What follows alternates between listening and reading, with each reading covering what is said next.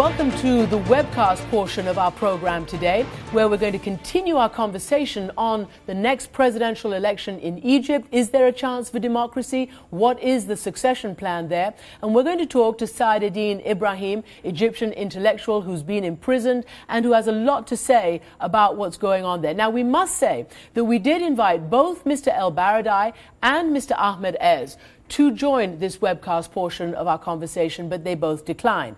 So, Mr. Ibrahim, you're saying that if countries such as the United States and others weighed in heavily on this issue of democracy, that would help push the situation along, do you think? Absolutely.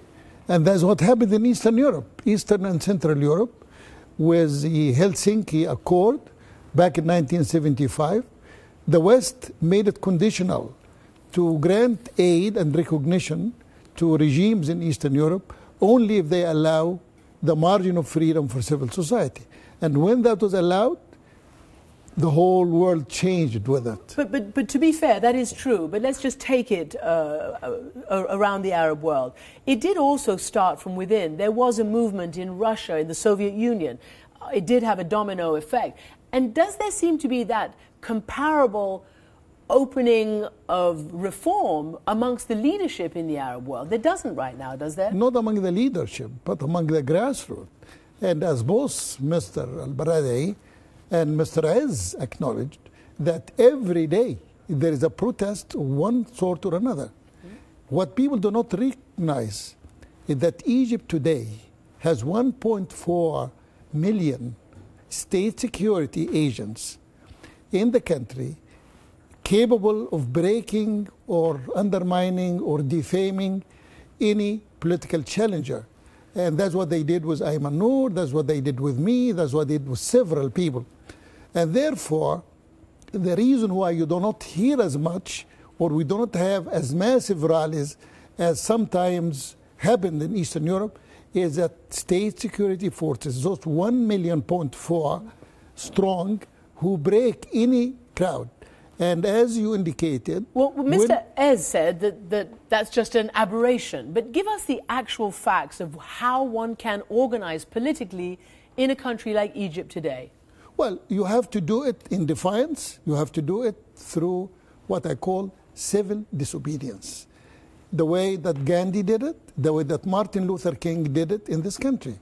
You do not wait for a permit from a state or from a regime that is bent on staying in power and not sharing power and not rotating power. Well, do you believe then that if Mr. El Baradei were to join the presidential race, it would take something as dramatic as declaring civil disobedience? Absolutely. And he has to act by example. He has to be a Gandhi. He has to be a Martin Luther King.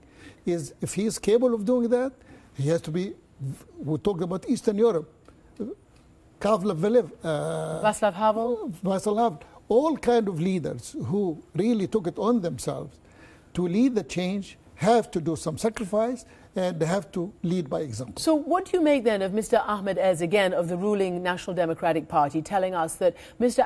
El Baradei has been invited by several of the current political parties to run? You know, there are 13 conditions to run for the presidency. 13 conditions.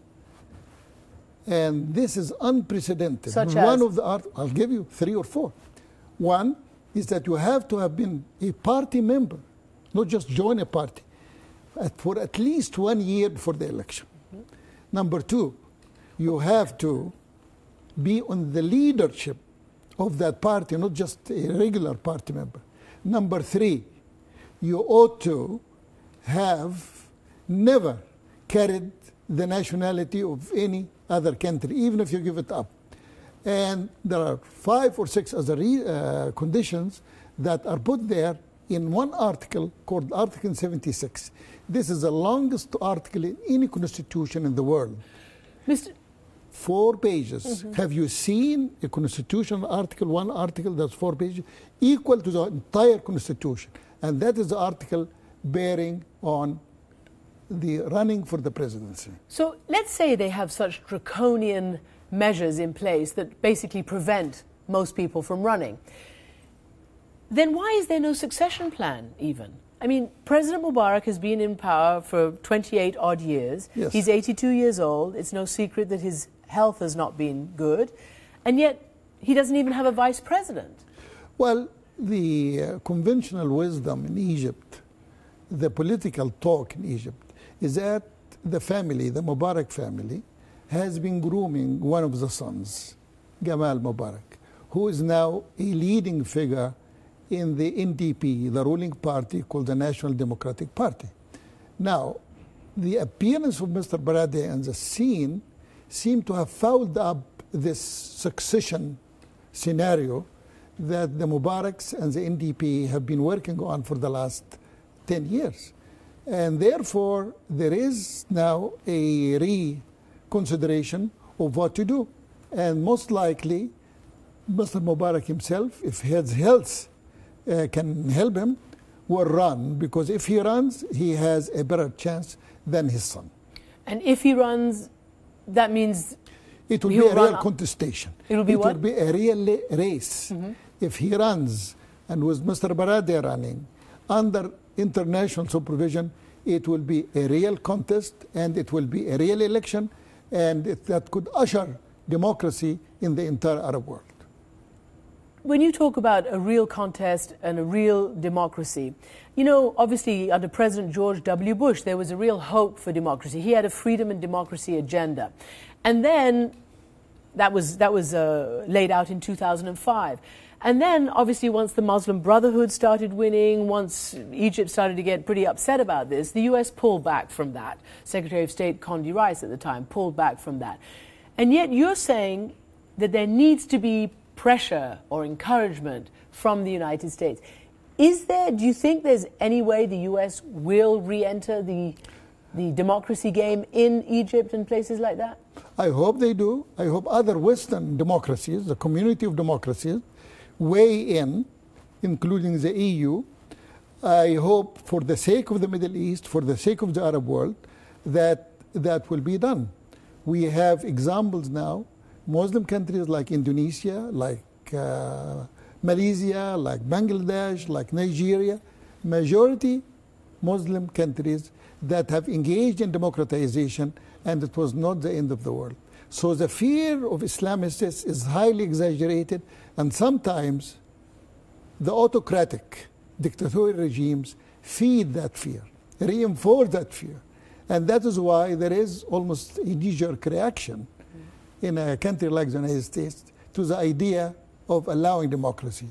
And as you indicated, once Hamas won an election in Gaza or in the West Bank, the Bush administration unfortunately retreated from its freedom agenda. I hope the US and the West generally will continue to act in a principled way.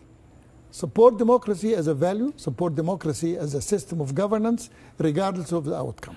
And how do you think President Obama has done in terms of supporting democracy and moving that agenda ahead? Well, he gave a very impressive speech in Cairo. However, he has not followed up on it. He seemed to have been duped by some of our dictators that somehow they will deliver an Arab-Israeli peace if he can stop talking about democracy and about change. And unfortunately, he seemed to have succumbed to this temptation. So far, no follow-up. And as the program indicated, it has been over a year now, a year and 1 month. And you say, all right, what have you done for democracy in the Middle East? If anything, they have reduced the funding for democratic transformation in the Middle East.